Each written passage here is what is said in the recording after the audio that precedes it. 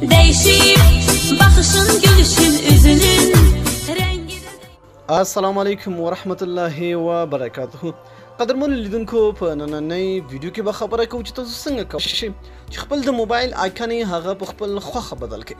یعنې فیسبوک ته د هغې یو شانتې عکس ته یا آیکن د تاسو غواړئ یا خپل تصویر پې پرېږدئ یا آیکن یې بدل کړئ. واتساپ ته، یوټیوب ته، همداسې نور مختلف اپلیکیشن تاسو غواړئ چې دغه عکس بدل کړئ، لوګو یې بدل کړئ، آیکن یې بدل کړئ او ورسره تاسو کولی شئ چې د هغه نوم هم بدل کړئ. د مثال په تور تاسو ډېر داسې شخصي آیکن وي چې هغه تاسو نه غواړئ چې نور چاته معلومات وشي چېرې چې په دغه اپلیکیشن کې کیږي څه، نو تاسو ډېر په اسانۍ سره کولی شئ چې د هغه اپلیکیشن آیکن هم بدل کړئ او نوم یې هم بدل کړئ. نو هیڅ چاته به هم معلومات نه کیږي چې دا هغه ستاسو اپلیکیشن دی کوم یو پسې چې زه ګرځېږم.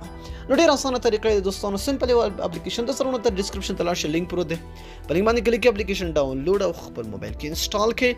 ګوره دوستانو چې کله هم تاسو اپلیکیشن انسټال کړئ، اپلیکیشن به سمپل تاسو خلاص کړئ. چې کله هم تاسو اپلیکیشن خلاص کړئ دلته به تاسو د موبایل ټول آیکن تاسو ته راځي چې څومره آیکن تاسو په موبایل کې وي. د مثال په تور دوستانو ګورئ چې د هر یو اپلیکیشن تاسو بدلول غواړئ. د مثال په تور زه بدلوم د دې کیمره، صحیح ده. نو دلته وګورئ د دې ځینې تاسو کولی شئ چې نوم یې هم بدل کړئ. زه اوس نوم بدلوم تاسو ته یې ښیم.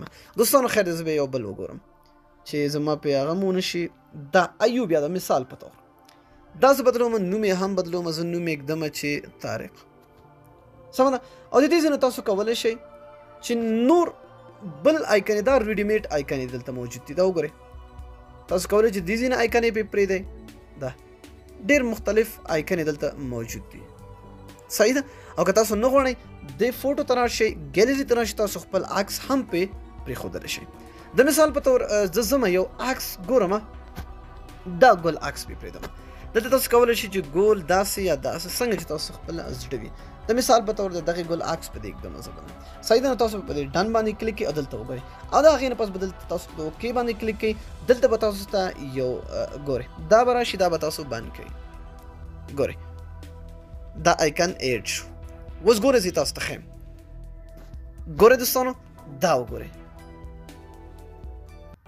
طارق او آیکن بدل. وګورئ چې زه کله یې خلاصوم نو دا به ماته ایوب یې خلاصوي. دا وګورئ نو ډېر د کمال او ډېر په زړه پورې اپلیکیشن د دې په تاسو کولی شئ چې خپل هغه آیکن یې هغه اپلیکیشن پټ کړئ کوم یو چې تاسو د خپلو ملګرو نه، د خپلو کوروالانو نه، د خپلو ملګرو، د خپلو دوستانو نه پټول غواړئ. نو ډېر کمال اپلیکیشن ضرور انسټال کړئ. ډسکرپشن ته لاړ شئ، لینک پروت دی او انسټال یې کړئ. دوستانو دا وه نننۍ ویډیو.